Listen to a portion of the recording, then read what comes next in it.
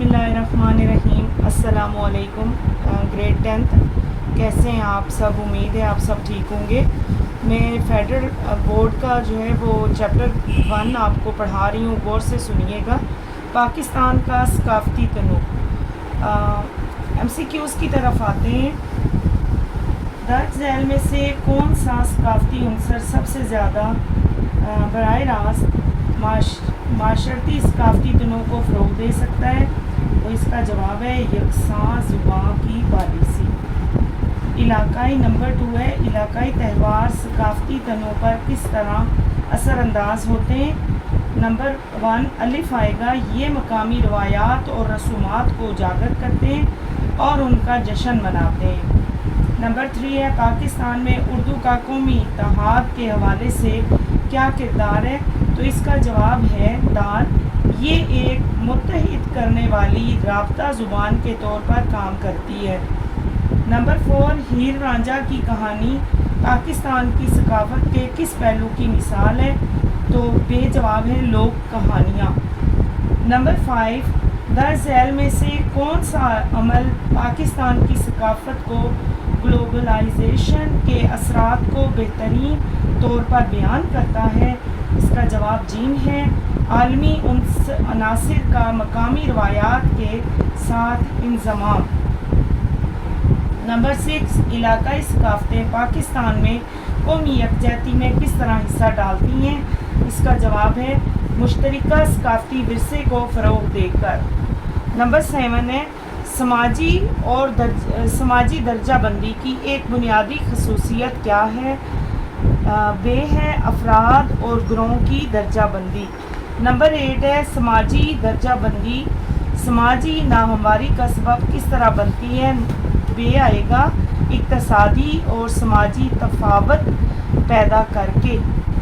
आगे है जी, दर्ज झैल सवालात के मुख्तसर जवाबात तहरीर करें।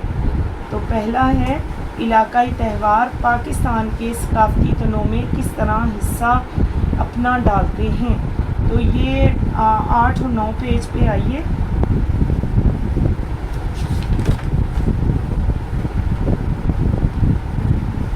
शॉर्ट 1 आप यहाँ से चेक करें, इलाकाई त्यौहार।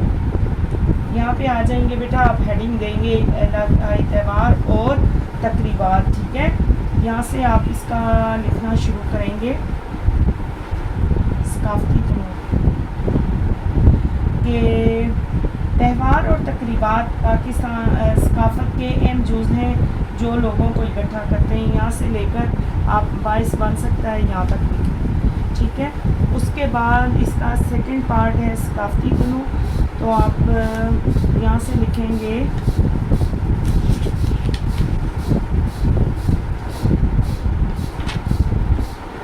ये थोड़ा सा सकाफ़त से मुताल्लिक़ है। यहाँ से आप लिखेंगे ज़ुबानें और बोलियाँ सकाफ़ती विरसे और शनाख्त को महफूज रखने में किरदार अदा करती हैं।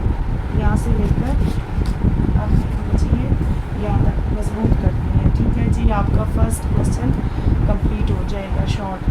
नंबर 2 है, ग्लोबलाइजेशन ने पाकिस्तानी माशरत पर किस तरह असर डाला है? पेज 14 पर आ जाइए।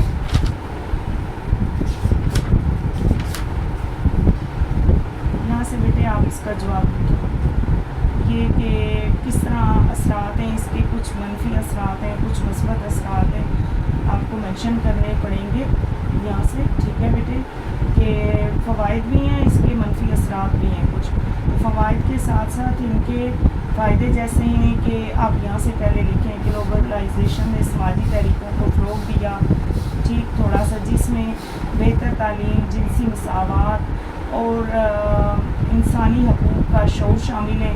मालूमात तक रसाई और राब्ते ने लोगों को इस्लाहात और समाजी इंसाफ के लिए आवाज़ उठाने की इजाज़त दी है। यहाँ से ये थोड़ा सा मेंशन कर लीजिए और फिर यहाँ पे आके ये गौर करें, बेशक बेटा जूम कर लीजिए।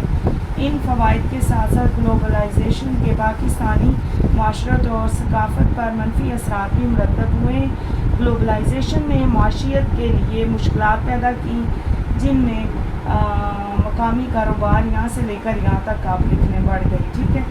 तो ये आपका क्वेश्चन पूरा हो जाएगा। नंबर 3 है कि جاگیرداری نے پاکستان کے دیہی سماجی ڈھانچے پر کیا اثرات مرتب کیے ہیں؟ پیج 15 پہ آ جائیے.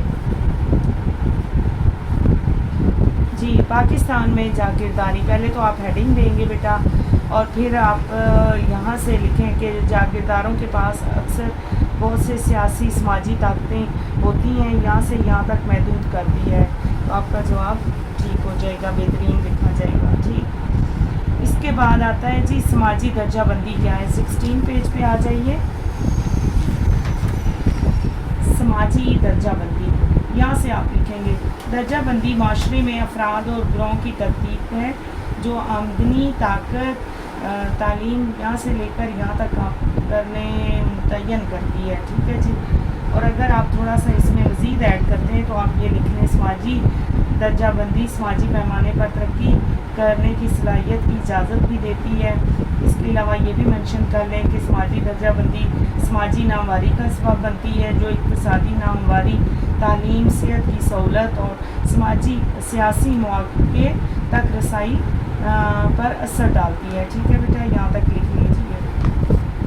اگلا کوشچن ہے کوشچن نمبر 5. پاکستان میں اہم صوفی روحانی سلسلوں کے 2 مشترکہ اصول کیا ہیں؟ پیج 17 آپ یہاں سے لکھیں گے بیٹا جی یہاں تک کہ صوفی تعلیمات اللہ تعالیٰ سے شدید محبت اور وفاداری پر زور دیتی ہیں جو اکثر عشق حقیقی کے طور پر بیان کی جاتی ہیں. یہ اصول پیروکاروں کو اللہ تعالیٰ سے براہ راست اور ذاتی تعلق قائم کرنے کی ترغیب دیتا ہے. ٹھیک ہے، جو مراقبہ، دعاؤں اور اسماء حسنہ کے ذکر کے ذریعے حاصل کیا جاتا ہے. ٹھیک، اس کے بعد یہاں تک آپ لکھ لیجئے غیرہ شامل ہیں. ٹھیک ہے، یہ پوائنٹ مینشن کریں. پھر اس کے بعد 18 پیج پہ آئیے جی 2 مشترکہ. دوسرا پوائنٹ یہ آپ مینشن کر لیں، وہ ہو جائے گا دوسرا تصوف دل اور روح کو دنیاوی خواہشات اور گناہوں سے پاک کرنے کی اہمیت پر زور دیتا ہے.